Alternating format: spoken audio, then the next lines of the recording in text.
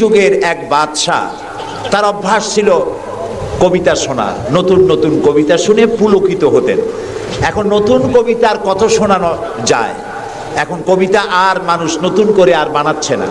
ফলে রাজা তার মন্ত্রীদেরকে ডেকে বলল যে বাজারে শোহরাত করে দাও, যে ব্যক্তি নতুন কবিতা রাজাকে শোনাতে পারবে তাকে 10 সহস্র মুদ্রা পুরস্কার দেওয়া হবে। মন্ত্রীরা বলল এটা তো সর্বনাশ হবে, এই নতুন কবিতা লোকেরা বানায় আনবে আর আপনি 10 সহস্র করে মুদ্রা দিয়ে দিয়ে রাজভাণ্ডার তো শেষ হয়ে যাবে।